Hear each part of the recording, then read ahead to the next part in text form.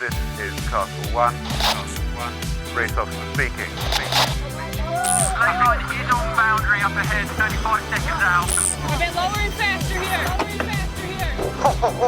That's a good one, Jimmy. Still gaining on the lay line there. We're looking at 10-5 and 42. Matching him on the boundary, yeah. Copy.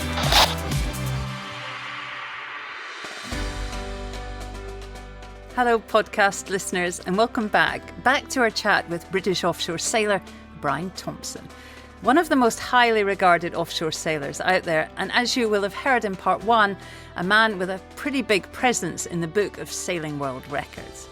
Even Brian can't remember how many he's broken. If you haven't listened to part 1 yet, go back and give that a spin first. We spent much of it discussing Brian's early career and his time spent with the all-time adventuring legend, Steve Fossett. Brian spent a lot of time at sea breaking records with Steve. It's a great listen. In this edition, we're off around the planet again on the Vendee Globe, then the Jules Verne Trophy, and we discuss all there is to discuss about sailing big boats fast in big seas. So get your notebooks out. Before we pick things up with Brian, if you're enjoying season 4, then please do head over and show your support at buymeacoffee.com/sailing podcast. It's very easy to use, and your support allows us to stay ad-free so we can keep on delivering these uninterrupted chats with the biggest names in the sport. If you've done so already, a huge thanks for the coffees. If not, why not head over and take a look? Your support really does make a difference. We kick things off in part 2 with Brian about to set sail on the 2008 Vendee Globe.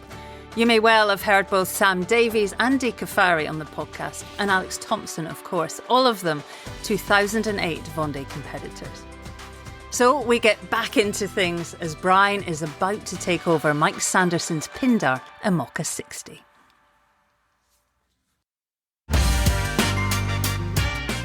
As people come to say goodbye to you on the dock, there's plenty of tears in their eyes, and that sort of brings it home a little bit. From halfway around the world, it was basically a boat building exercise to get to the finish. The keel was still attached to the boat, but not attached to the rams, so it was completely free swinging inside the boat. We're kicking off part 2 with the Vendee Globe, Brian. Solo sailing. I mean, how big a part of your career at that time was sailing alone? And how did you end up on the Vendee start line? Well, I always loved the romance of sailing on your own and the challenge of it. So I'd done the ofthe, which was solo. I'd done the mini transat, which was solo. But that was about it. I hadn't done, as I mentioned before in the previous episode, the Solitaire de Figaro, where they're solo sailing all year round.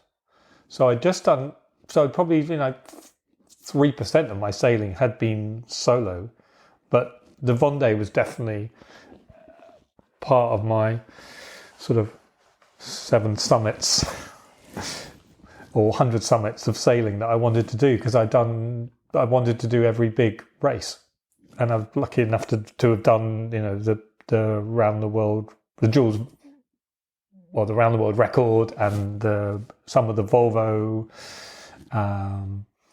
and many other races. But the Vendee was always it felt quite unachievable, and really it was it's just a series of fortunate circumstances that Mike Sanderson, who I'd sailed with on the Volvo race, was going to skip a Pindar, which was a 60-foot boat designed by 1K, same as the designer of his Volvo 70 winning Volvo boat. And he wasn't able to skipper it because he'd got a job with the British America's Cup team, running the whole show. And I'd known Andrew Pindar from many other races like the Transat Jacques Vabre, where he'd supported many great sailors, particularly female sailors like Emma Sanderson. And at that time, there was no plan to do the Vendee Globe. because Mike wasn't interested in the Vendee Globe that long a solo race. He was more interested in winning the transatlantic races. So the boat had been more designed for transatlantic races than Southern Ocean ones. But I went into it with an interest in doing the Vendee Globe, and Andrew fortunately loved that idea, and he said, well, we'll support it. We'll look for another sponsor and try to make it happen. So I think that was the year before the Vendee Globe. But unfortunately, even before I'd started the job, the mast had fallen down on a round the island race on Mike's last race on the boat, which was absolutely no fault of Mike or the boat designer, but it was the mast was really not up to scratch. It was quite benign conditions. So for the build up to the Vendee, we really did no training at all because we were fixing the mast. Then the mast broke again on the delivery to the Transat Jacques Vabre, which was actually a year before the race. And we then had to go to another supplier to build a mast, which didn't come till the summer. So nowadays you really have to qualify way in advance of the race and do various races. But then there was a 30 boat limit, and it reached 30 boats, but it wasn't over. There wasn't a waiting list, so I could enter quite last minute, which is very fortunate. But the boat had not done a single race, had not finished a race before the Vendee Globe, and I'd just done a double transatlantic trip, so over to Bermuda and back. That was the qualifier for the Vendee Globe in lieu of having done a race. So I went to the start line with very few miles on the boat, and I think I was the only boat to finish. I had not previously done a race because there's probably 5 or 6 boats in the same sort of situation. So during the race, plenty of things came to light that might have come to light earlier had there been more time to prepare. I mean, you had done a lot of ocean miles by then, but as you say, slightly unprepared. Time was against you. Also, I mean, the boat had been designed, as you say, to cross the Atlantic. It was perhaps more powerful than you would have wished for. Can you remember that feeling on the Vendee start line? I mean, how did it feel to be there? How big a deal was it? Well, I've been to the 2000 finish to see Ellen MacArthur finish with Kingfisher and take the boat back to the UK, which is incredible. And I've been to the 2004 start and finish. And I knew what an amazing event it was, and very emotional to be there. And 2008 was, well, obviously we were rushing to get ready and everything. So it was almost more emotional being a spectator than a competitor, because you've kind of got lots to do to get out there. But it was amazing as people come to say goodbye to you on the dock. There's plenty of tears in their eyes, and that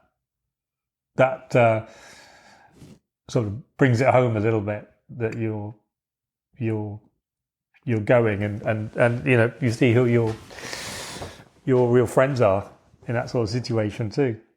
But going out through the canal is an unbelievable experience. It's like going out into the Wembley Stadium or something, and there's literally tens of thousands of people holding up banners and flags and waving at you as you wave to them, and that's so bizarre, because 2 hours later you're absolutely on your own on the boat. So it's such a juxtaposition between tens of thousands of people and all the attention, and then you're just there on the boat going. It's a strange feeling because you're going away from where you're going to. So you spend the first part of the trip leaving La Sabdelon till you get to the latitude of sort of New Zealand, and then you start coming back. So you're getting further away from home. So it's a strange feeling, but you can't really think of the whole globe in one chunk. You just think of, I want to get to Cap Finisterre, or I want to get to Canaries latitude, or I want to get to the equator. And then from there you think Cape Town. So you've got to break it down to not get overawed by what you have to do. But I knew I wanted to finish the Vendee. There's one thing to start it, but to be a Vendee Globe finisher, that was a real challenge. So every day or every moment, I was thinking, I have to get to the finish. So therefore, you don't do things you haven't done in training. You don't do anything you don't know, and you're just always trying to keep the boat going to the finish. And plenty of things broke as we went along. So from the halfway around the world, it was basically a boat building exercise to get to the finish. I mean, you did well, didn't you? First Vendee, you finished 5th, but the running repairs were endless. There's a very famous one about the bow nearly falling off. Tell us about that day, Brian, and how you dealt with it. Yeah, well, sailing in the Southern Ocean, normal sort of conditions, 35 knots of breeze downwind. Probably had 2 reefs and a fractional zero and a staysail up, so you're going along at 17, 18 knots at that time. And then I noticed there was some noise from the bow, and there's various very big longitudinal bulkheads which encapsulate 4.5 ballast tanks up forward, which aren't needed downwind, so they're empty. But they had cracks in them, and they were moving. And that actually, when I called the designer up, he's like, don't worry about them too much, but I think you should stop and fix them. And unbelievably, luckily, the normally grey, cloudy skies cleared, and it became sunny, and the wind dropped. For two days, I basically just trickled along with just a jib up, I think, and it was as calm as on the Solent in the south of Australia in the Southern Ocean. And I managed to cut up various floorboards and screw and glue them to the broken panels, and then laminate all over the top, which took a couple of days, and the help of people all over the world who I was calling for advice, boat builder friends in different time zones, who were incredibly helpful in like Rob Falloy in Devon, who was a very good boat builder who built Formula Tag for Mike Birch, who I mentioned in the previous episode. And they really helped me, because I'm not a super skilled boat builder, but I knew I only had limited materials, and I couldn't get it wrong, and I had to make sure they went on in the right way. And in the end, I remember holding 2 jet boil burners, one in each hand, going full blast, trying to warm up the area to let the epoxy go off, warm up the bow area, and trying not to almost falling asleep into the jet boils. Burning. What could possibly go wrong? Then the epoxy had gone off, and literally an hour later, it was back to 40 knots. And I couldn't have fixed it because the boat would have been moving, so I couldn't have sort of closed up the crack. It would have, without calm weather. So I was just so unbelievably lucky. I remember talking to Gabar and also Mishtez, and they said, preparing for the Vendee, you got to prepare for something going wrong every day. And then if you accept that something is going to go wrong every day, then it's much easier to deal with. Oh, that's true. Yes, psychologically. Yes. And if you get through a day where nothing breaks, it's like a holiday. Yeah. But literally, from halfway around the world, I basically was only on deck just to change sails, and I was fixed. The alternator had massive problems, and I had 2 alternators, brand new, when the first one broke, I put the second one in, that broke as well. And it turned out that they had both had a factory recall on it.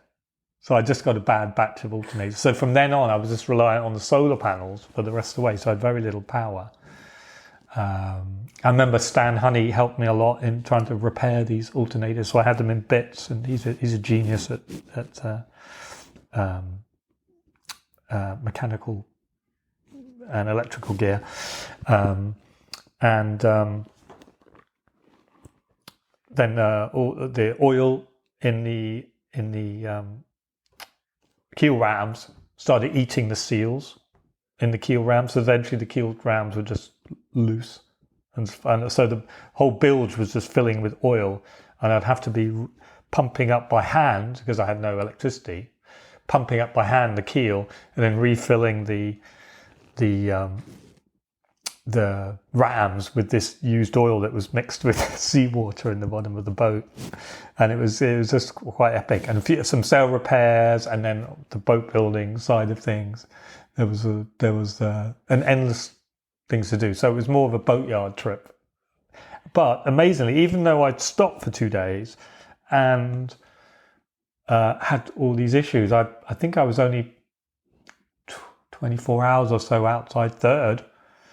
But I was very lucky on the leg from Cape Horn to the equator. It was very quick, so I managed to catch up quite a few boats on that leg. And Cape Horn was exciting.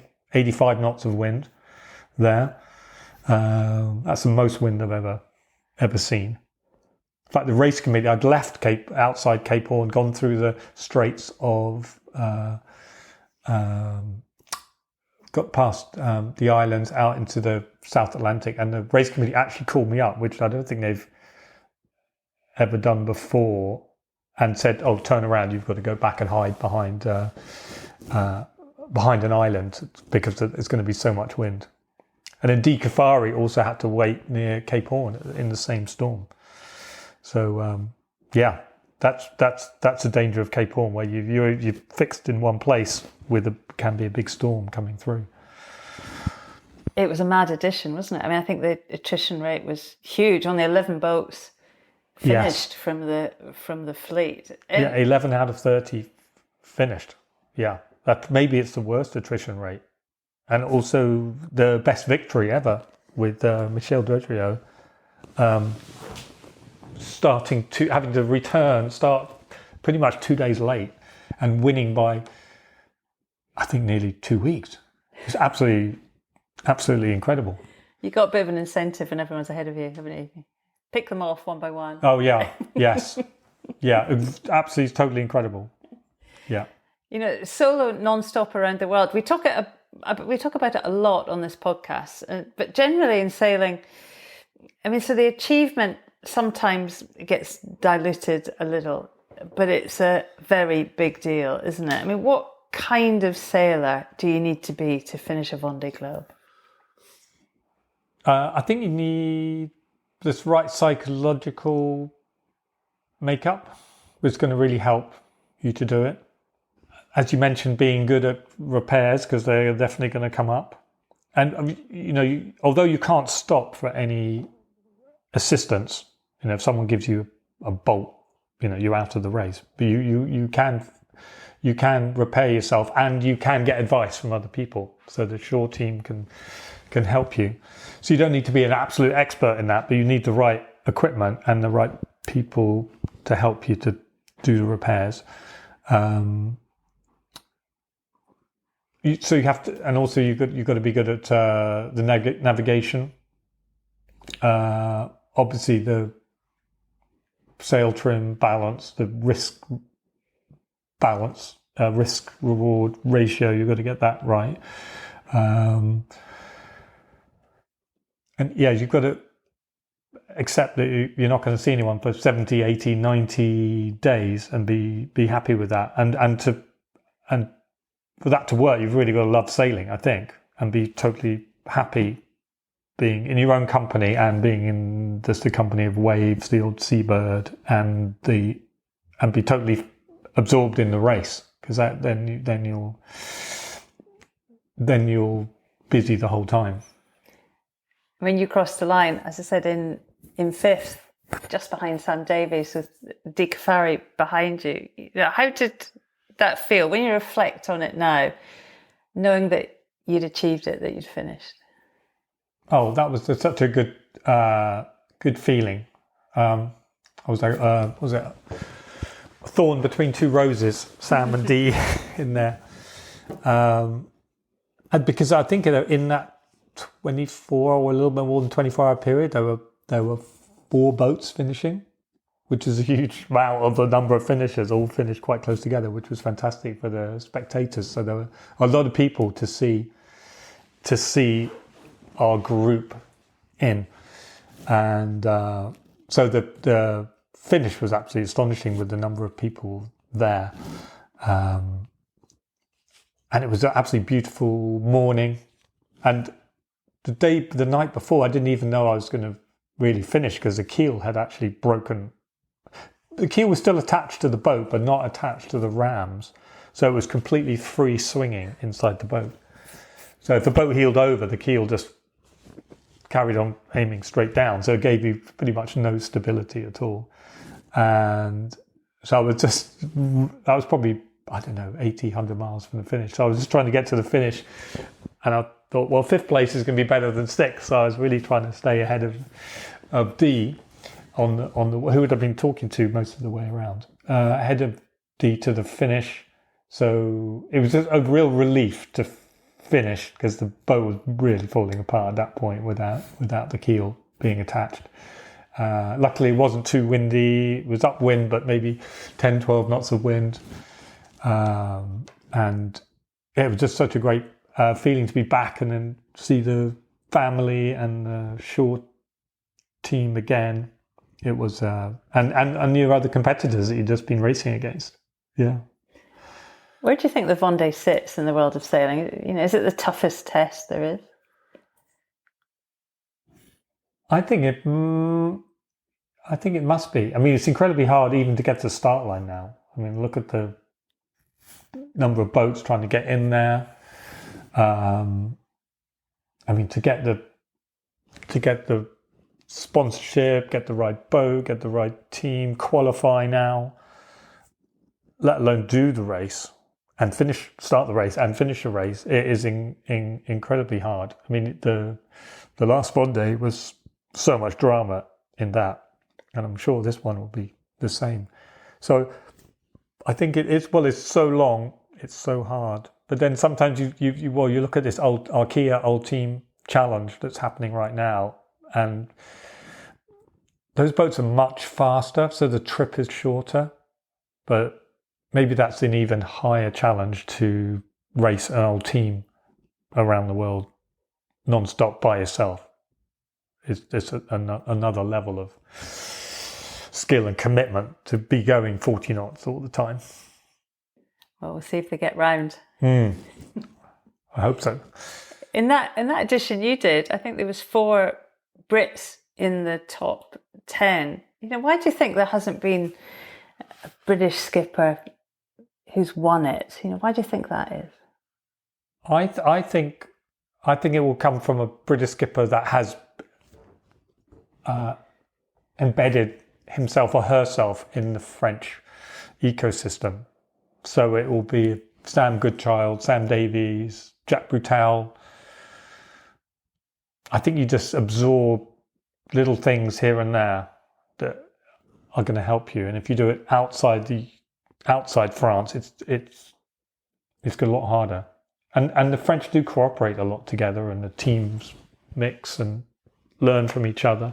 Different, shore teams will be learning from one or the other, and the boats will actually train together as well. So you'll find your weak spots, and maybe encourage you to train more, to do more miles. So I think a British winner will have a house in France. I think it will happen. I mean, when I did it, there were, I think, 7 British entries, which was incredible of a fleet of 70. But all those entries had really been funded, except probably for Steve White, which was very last minute. sponsorship had been funded before the financial crash of 2007. So this was a year later that the race started. So I think they were still working on contracts that had been signed in better times. But then since then, I think there's financial crisis, and then there was changes in the law for hospitality. So you couldn't offer to take hundreds of people out sailing and offset the cost of it and that worked very, very well. Loads of people went sailing, and now it's much harder to do with these rules. So perhaps harder for a British sponsor.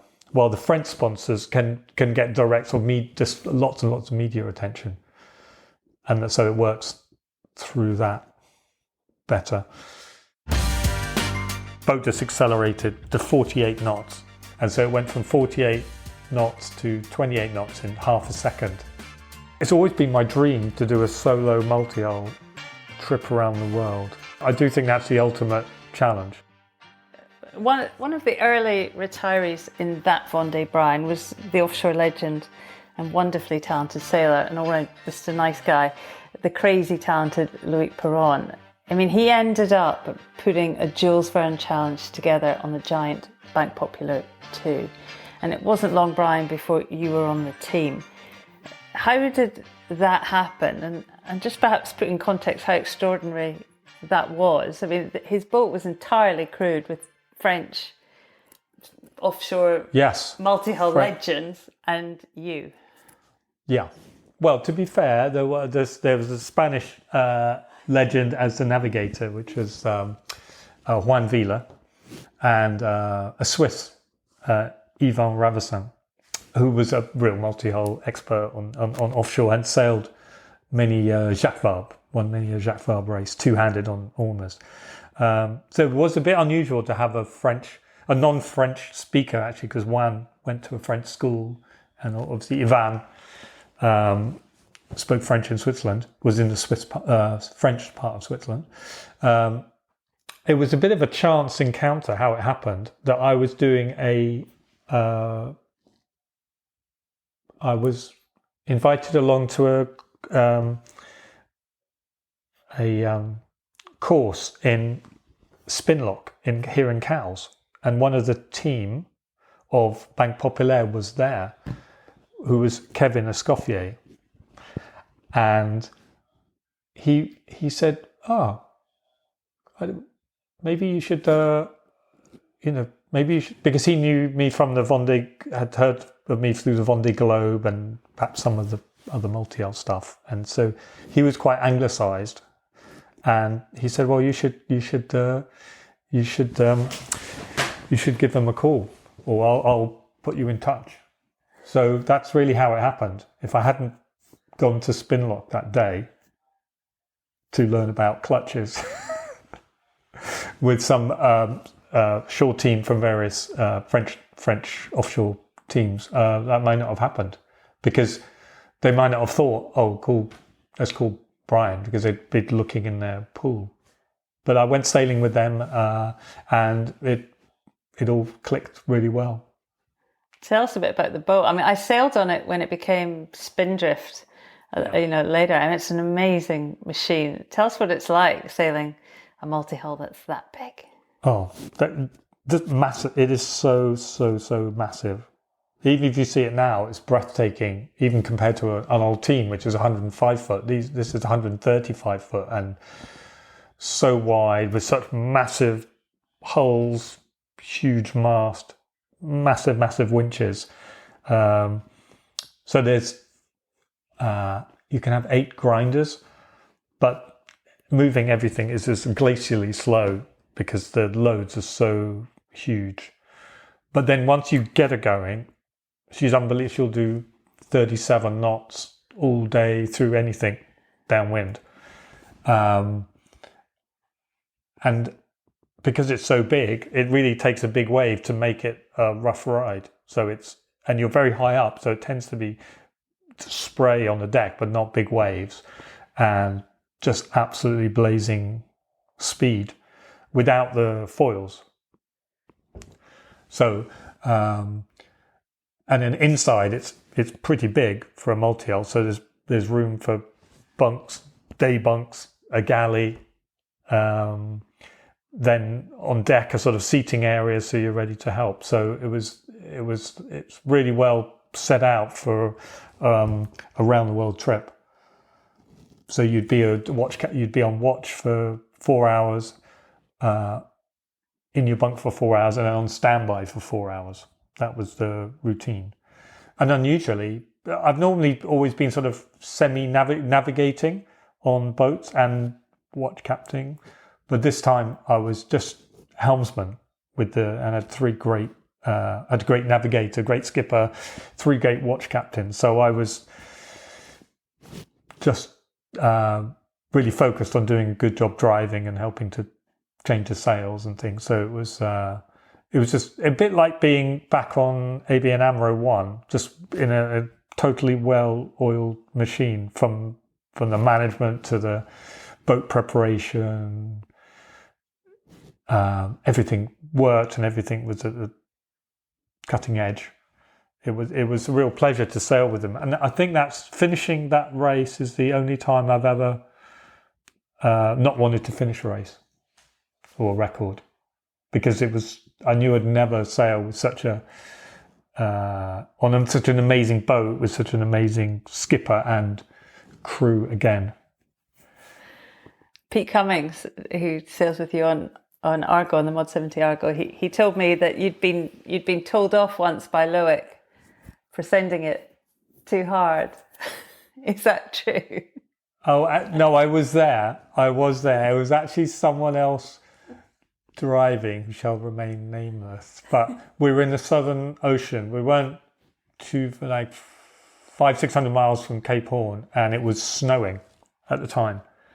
So these snowstorms come in with a lot of wind. So it might be 25 knots and it goes up to 35 or so, but very, very dense, heavy wind, as you can imagine, as it's snowing as well. And I think we didn't notice this gust coming, and the boat was caught up a little bit too high, flew the hull, helmsman bore away, boat just accelerated to 48 knots, and then as it tends to do when you're only on one hull bearing away, it will plunge into the wave ahead. And so it went from 48 knots to 28 knots in half a second, which everyone down below just flew forward. Loic came up, not very happy with us. It was quite right of him, because our goal was not to do 48 knots, but to get to the finish. In fact, 40 knots was really our speed limit. So when we would probably hardly ever went above 40 knots, although the boat was capable of doing far more. Yeah, what was it like down south? The big sea and that boat. Well, it's probably the best boat you could be on to be down south. A, because it's fast, so you're not down there that long. It was dry down below. You had some protection when you were on deck. You had a place you could dry your boots and your foul weather gear. Doesn't make any warmer on deck, but at least you're not putting on wet boots.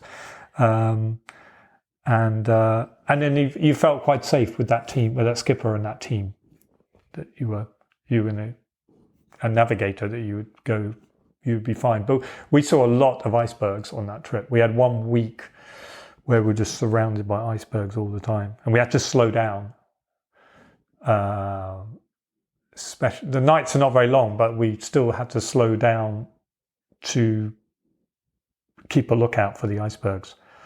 Yeah, we went by one, which absolutely enormous. It was miles long and looked like 200 meters high or something. So it was a bit of an ice shelf that had come off. And then off that there were loads and loads of smaller icebergs and the real small ones, the bergy bits as they call them. That's what would get you, because they're just in the middle of nowhere. They're the end of a bigger piece. So you can't really see them. One passed very close to us, but the size of a car.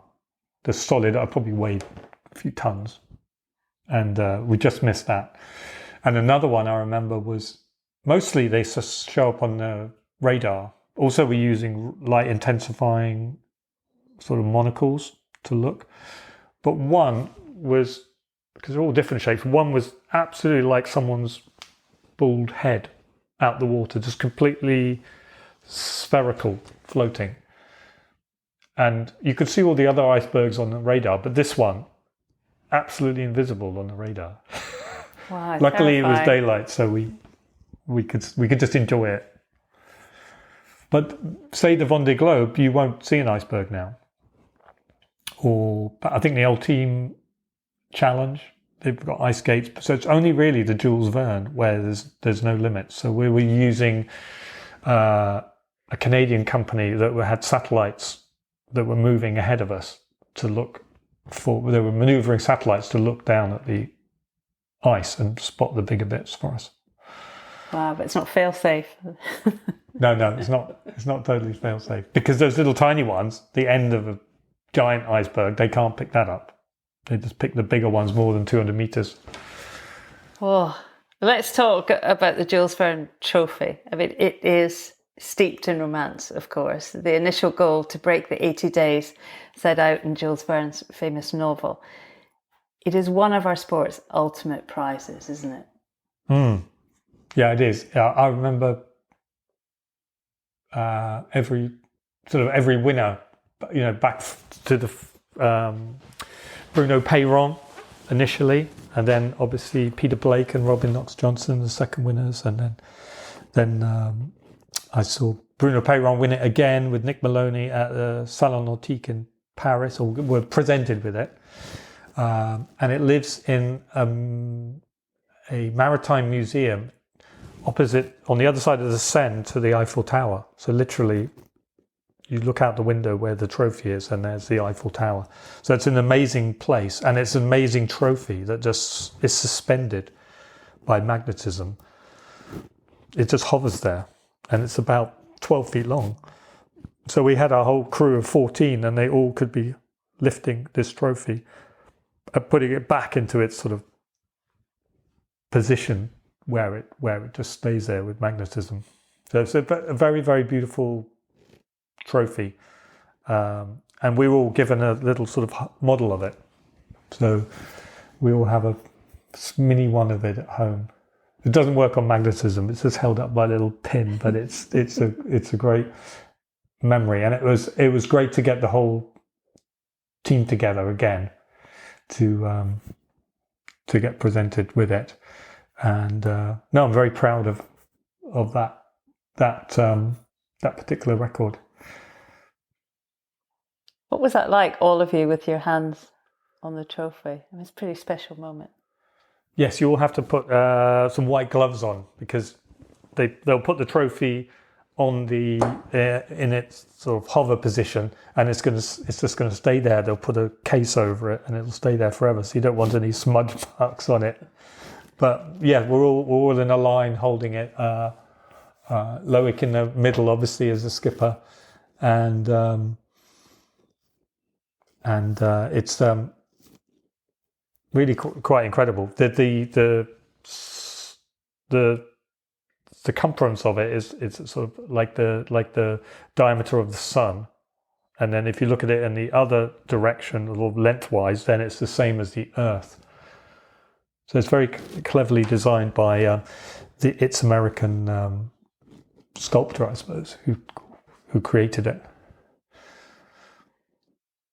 How amazing.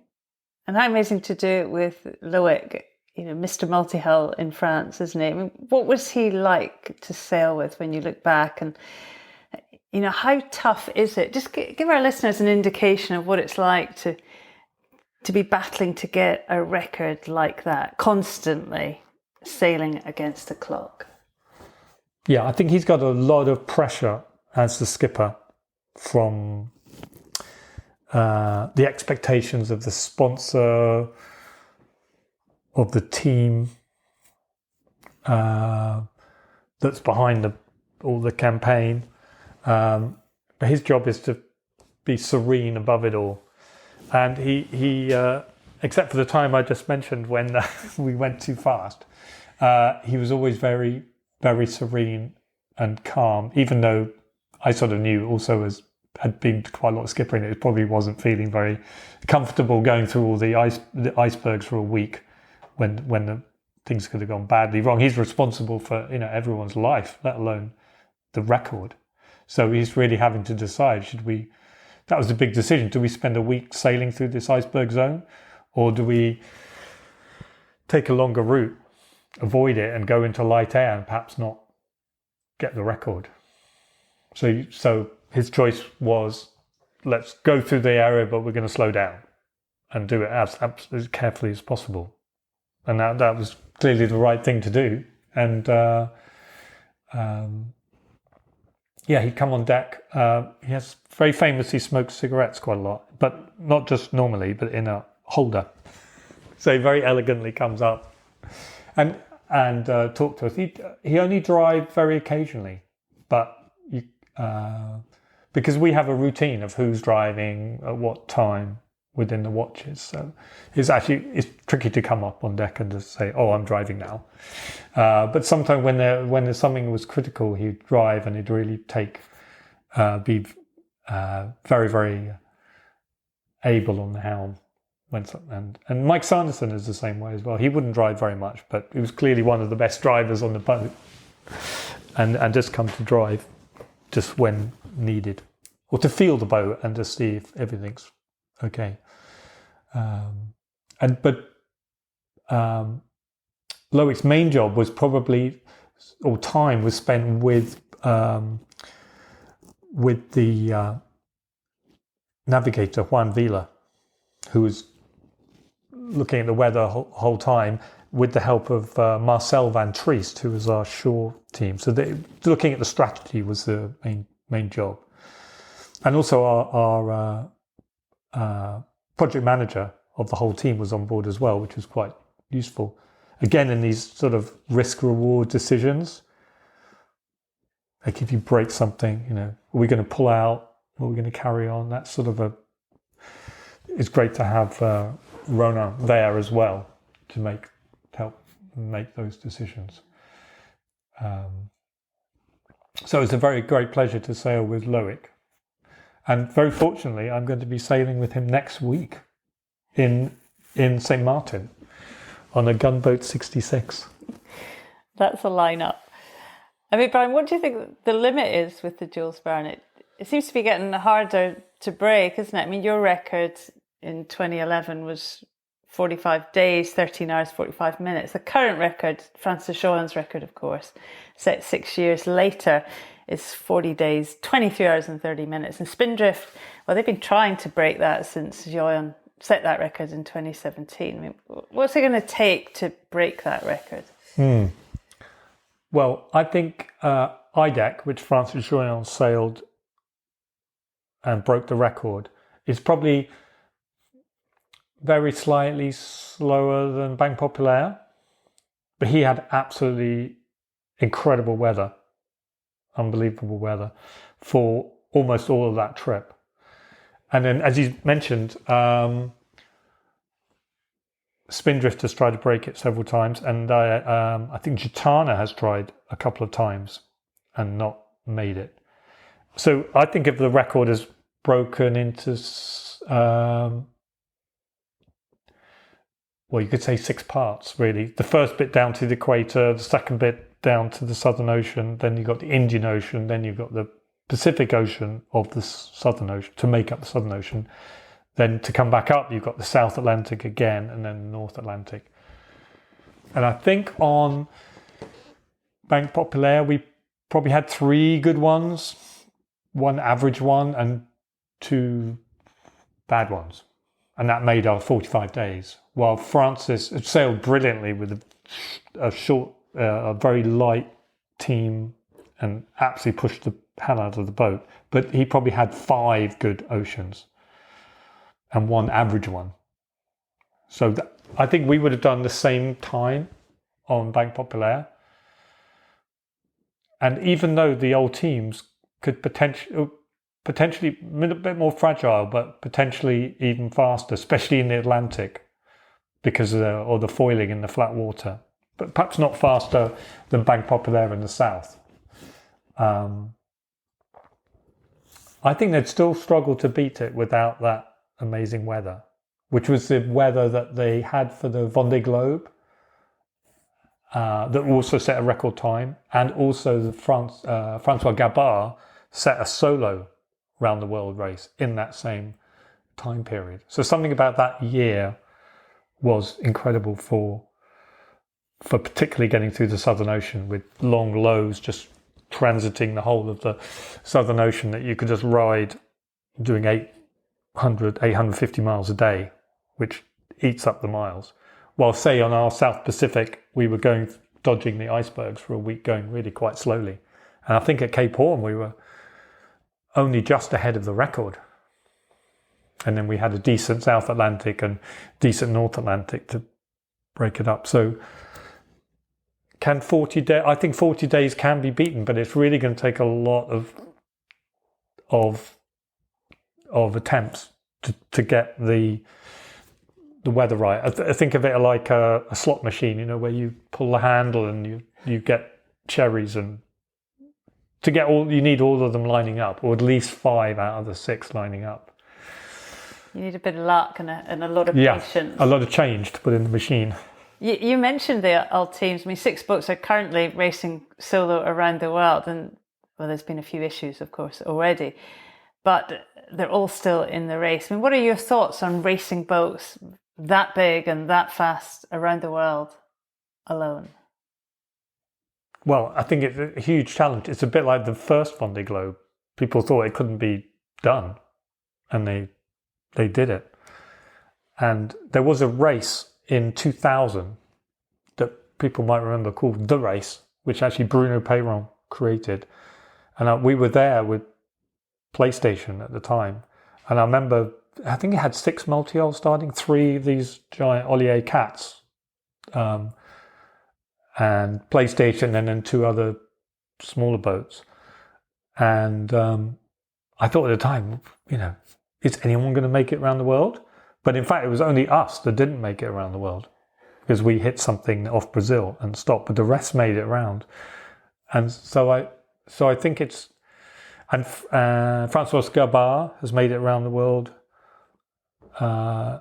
solo, and Francois Joyon has. So I think they can do it. It's hitting objects in the water. So really, as Tom Leperche has found out, is going to be the big problem for them.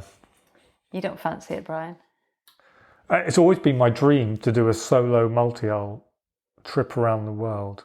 In fact, even before anyone did a round the world multi-hull record, I've always wanted to do that, but never really managed to pull together the funds to make that happen. But I do think that's the ultimate challenge, the most difficult thing you can do, which is racing around the planet on the most tricky boat, and to do it as fast as anyone. But that record of Francois Gabard is very, very impressive at 42 days. So very, very hard to beat. What about the foiling IMOCA? I mean, you're Vendee, of course, on a very powered up IMOCA 60, but you sailed it essentially outside. I mean, what about the new style of foiling IMOCA, sailing from inside the cockpit? What are your thoughts on all of that? Yeah. Well, my boat was really unusual. I had a taller mast than a Volvo 70, more sail than a Volvo 70, more righting moment than a Volvo 70, and it was only a 60. I think I was the only one ever to sail that boat single-handed. But now I think the masts are all one design, so probably 3 meters shorter and easier sail plan.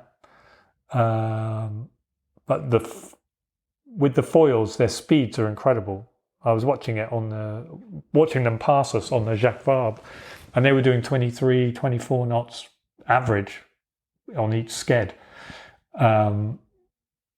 which is incredible. And the sheer water over the deck would mean you really couldn't stay on deck.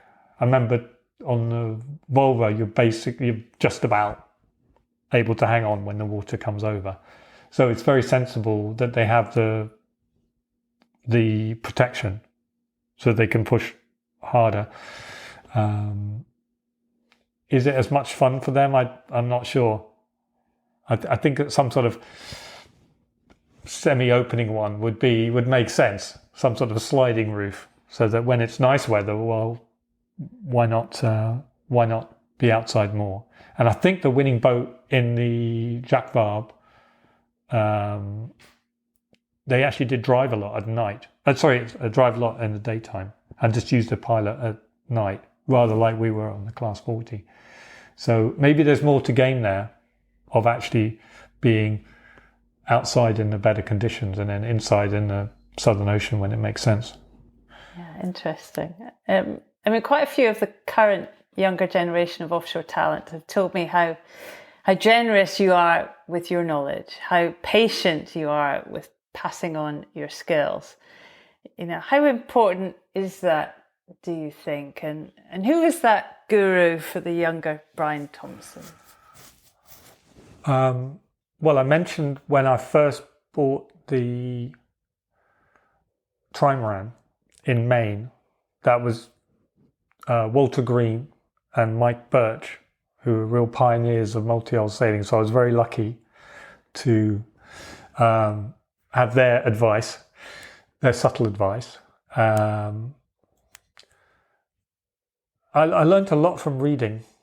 Rob James, who was a very famous early British sailor who sadly passed away sailing on the trimaran off Sorcum. He wrote a great book called Multi-Hulls Offshore, and that was my Bible. So I'd say I learned a lot from him. And just really, I try to be a sponge from everyone that I sail with. And I've been lucky enough to sail with, great people like, Stan Honey and Mike Sanderson, Juan Vila, and that's been a great, and Loic Peyron, Thomas Caville. Wow. When you think of it, been very, very lucky. But you've also imparted a lot of your own knowledge. I mean, you look now at the new generation of offshore sailors, Sam Goodchild and all those kind of guys have passed by Brian Thompson and learned a lot. I mean, how important is that for you to be generous with what you know? Oh, no, I think it's really important. I'd really like to do more, and I'm especially proud of Sam Goodchild for what he's done, because he sailed a lot with me with the Mod 70s.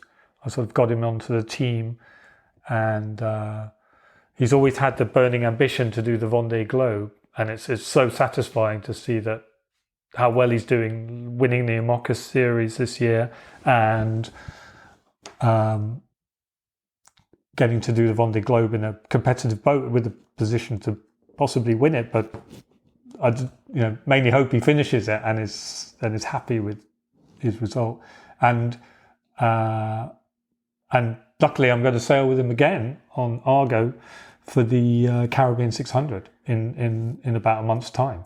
So it's good. Now he'll be telling me, he'll be imparting lots of knowledge to me this time. So it goes both ways. I think you're a very generous teacher, Brian. I mean, if you look back over your career, I mean, you've achieved so much.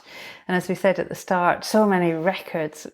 What are you most proud of, do you think, in your career? There's, I think, lots of highlights. Probably if I have to pick one, it's where I was just a cog in the machine, which was the Banque Populaire record around the world, the Jules Verne record. As I said before, there was no time I've ever not wanted to stop, so to speak, and just at the time I thought, well, that's the highlight of my sailing, and it probably still will be. But there's so many other highlights, finishing the mini transats or the Ofthe solo is and the Vendee solo. Those you can't really say those aren't amazing life experiences. But really, so many great. I mean, with Argo finishing the Caribbean 600 just ahead of Maserati, overtaking them right at the end, and just the excitement of that is amazing. The joy everyone was feeling at winning that race, and that can. I hope that just keeps on continuing. The adventure continues. I've already said, Brian, haven't I, that I spoke to quite a few people when I was researching this podcast, and one of them, well, I won't say who, but at the end of our chat, quite wistfully said, Brian Thompson, the world's best multi-hull sailor. And then he paused and finished it with, and the world's loveliest guy. Oh. I mean, that's quite a summary from your peer, isn't it? I mean, how do you feel knowing that's what the sailing world thinks of you? Well, I wouldn't say I'm the world's best multi-hull sailor. I'd say I'm one of the most experienced and been around the longest, and perhaps outside France. But there's so many amazing multi-hull sailors there. But I'll be very happy to be in the top 20 there. That would feel very good. No, I've had so many great experiences from my career in sailing, and I've been really fortunate to meet so many lovely people that are friends all over the world. So, there's still lots more to do, but I'm very excited about the future, but very thankful for everything that's come up so far. Brian Thompson, wonderfully modest, in my eyes anyway, the world's best multi-hull sailor. Well, many thanks. It's been an absolute pleasure. Well, thank you very much. The very talented Brian Thompson. Brian, many thanks for your time. It was great to have you on the podcast. And to the many friends of Brian that chipped in with some stories, thank you. I know several of you will have been waiting for the ice cream van story, and we did ask Brian to tell it, which he did, but I'm afraid we sort of ran out of time here. If you've heard it already, you'll know how funny it is. If you haven't, next time you see Brian, buy him a pint, sit him down and ask him to tell you about the summer he spent selling ice creams. I do have to say also a quick thanks to photographer Mark Lloyd and to fellow photographer Richard Langdon for sending us some photos of Brian. Many thanks for sending them. It's much appreciated. And that's it for this month. Until next time, if you're enjoying what you hear, do buy us a coffee or two. It's super easy. Head over to buymeacoffee.com/sailing podcast and do your bit to help us bring these uninterrupted, ad-free chats from the biggest names in our sport. Before we go, a big thanks to Tim at Vertigo Films, whose relentless work makes these podcasts happen. Tim, a massive thanks, as ever.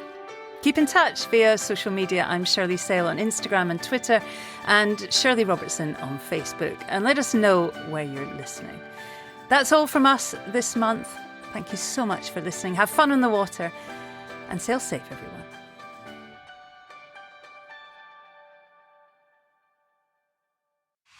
This is Castle 1. Race officer speaking. Lane line is on boundary up ahead, 35 seconds out. A bit lower and faster here. That's a good one, Jimmy. Still gaining on the lane line there. We're looking at 10-5 and 42. Matching him on the boundary, yeah. Copy. This is Castle 1 standing by. Out.